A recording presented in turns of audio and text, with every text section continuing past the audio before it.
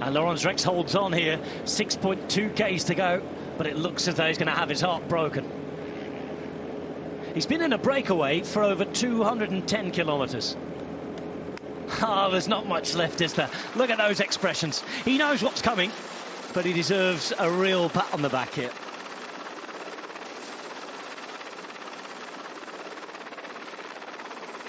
Hungry peloton behind, and I think that's it. I think he realises that the game is up now. Through this roundabout, maybe one more turn, we will see. Gets up on the pedals again. What's left in the tank? Peloton in the meantime trying to stay safe. You could just see the acceleration there was from general classification teams as opposed to those looking after sprinters. 5.5 kilometres to go. And those sprinters teams have been working all day, Sean. I think now that they know that the GC teams are here, trying to get to 3Ks to go, trying to make sure that they keep everybody safe, probably just trying to regroup ahead of what's going on in the finale today. Yes, well, I think, with this coming to the 5 kilometres to go, with the situation out in front here, with Rex just about to be caught and the GC teams starting to make the pace. Yeah, just regroup there, and if you're a little bit apart, then try and get together and get ready for the final number of kilometres. And yeah, it's all about just getting it right, not taking it up too far out, but also not getting pushed out and not being able to get up there. 210 kilometres out front in a breakaway, and Laurens Rex has been caught. 5 other riders are with him today on the longest stage of the Giro d'Italia. 219 in total, leaving Tuscany and Camaiore, going over the hills to Liguria, and then far away to Piemonte. Tortona, the venue. It's stage 11. It's the middle of the race. It's one of the last opportunities, at least for a while, for a nailed-on sprint finish. And that's what we're going to have. 4.3 kilometres to go. There was drama before today.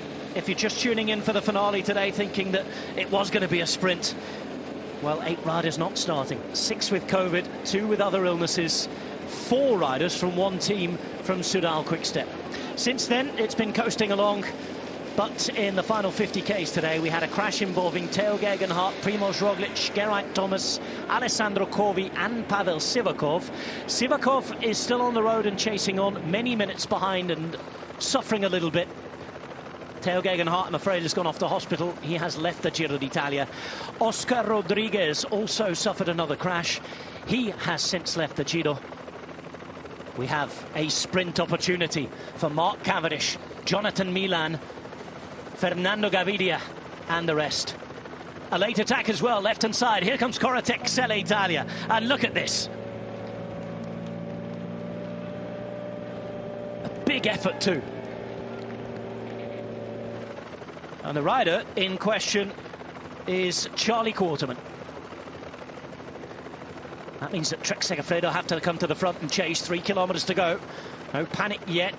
Interesting that Cavendish is sitting down the left-hand side in the white jersey with the British champions bands on, but he's sitting right on the wheel of Jonathan Milan, Sean. Yes, we can see there, a lot of the sprinters starting to appear here, very much to the front. We can see Ballerini is also up there, so they're all just, getting into position here. If you have a teammates to position you, if you haven't got them, well, then you have to follow the other sprinters who have got a number of men to prepare this final run in. And yeah, it's going to be a hectic one, but as you can see there, when you go off the front like this, you get that 10 metres of advantage, but it's so hard to keep it for any length.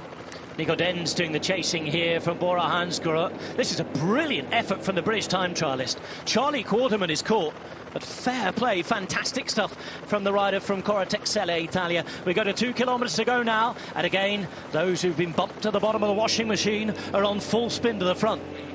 Sbaraglia comes to the front. How's Caden Groves feeling after all of what's happened today as well? A couple of riders from DSM coming up into the roundabout, and it's straight in now from here towards the final turn. That comes at 5 to 450 metres to go. Red jerseys with the white, and crash behind, riders on the ground. And there's a split in the peloton here. Remember, we're inside the final 3 kilometres. Everybody gets the same time, but a crash behind, riders down. 47 there. Alongside it, Henok Mulbrahan is Yesha Sutalin. There's a rider from Movistar as well. And I'm looking around. Is Fernando Gaviria here? I think he is. Oh, is that him? There's a Movistar rider. I'm not sure it's Gaviria. Let's look. There's Cavendish. 155 from Movistar's Jose Joaquim Rojas. It is not Gaviria. Maybe a little further back. Ballerini is there. This is the bunch that goes into the final kilometre now to contest the sprint after the crash. Behind a reminder that those who are cut off by the crash will get the same time. It's an effort on the left-hand side now by Dainese, who's trying to lead this out. You can see that Matthews is in the centre. Gibbons also in the white and black as well. He's trying to lead things out. It goes uphill, down again, and then they go into the turn. Look out for the red and white of Mars Pedersen. He's there, ready and waiting. Mark Cavendish following the wheels. He's switched the wheel now and sits behind Mars Pedersen. Final right corner here into the finish straight. It's taken by the smaller bunch as they go with 400 metres to go. It's downhill here, 2 or 3%, and it's Trix Segafredo leading this one out. Look at Cavendish, who's following as well. He's in a great position right now. He's on the wheel of Mars Pedersen. Pascal Ackermann is there as well. Milan's having to come from a long way behind. Mark Cavendish launches his sprint.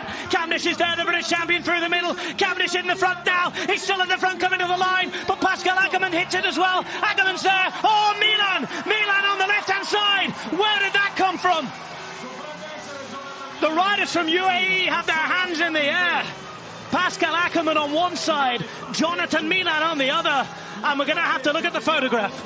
Yes, it will be a real tight one there. We could see Milan coming, where from did he, managed to get up there? But Ackermann looked like he was ahead, but yeah, it was a real tight one there. They both think they've won. They both think they've won.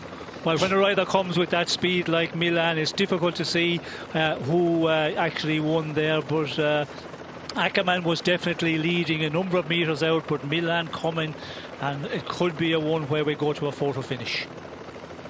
We wait, we watch, and on a day of plenty of drama, there might be more. The celebrations continue in Camp Ackermann. He's been looking great at this Giro D'Italia, climbing better than ever before. UAE Emirates setting up the sprint. He said today to have one man. That one man, Gibbons, put him in the right place, and he was getting around Cavendish, Pedersen, who were looking both fantastic. Yes, well, we could see Pedersen. He took it up. He was the man who kicked the sprint. Cavendish was in the wheel, and Ackermann was in the wheel of Cavendish. So it's, perfect positioning there, and it looks like that he is. And it's Ackermann. We think. Tell you what, let's have a look at the photo. Cavendish is third. That's another really good ride for Mark Cavendish. Encouraging signs from him. Mars Pedersen in fourth place. First and second will be divided up by Pascal Ackermann, who on that first shot looks like he might have stolen it. But look at where Milan comes from, right at the bottom of the shot. Here at the front, we're not dealing with Milan, sure. No, we don't think he's in the game. No, he's totally out here when you look at it, and you can see here that Pedersen just leading out here. Cavendish getting a real good run at it, but Ackermann coming just with that power there and just inching by him, slowly here. And Milan, he comes at a bullet of a pace.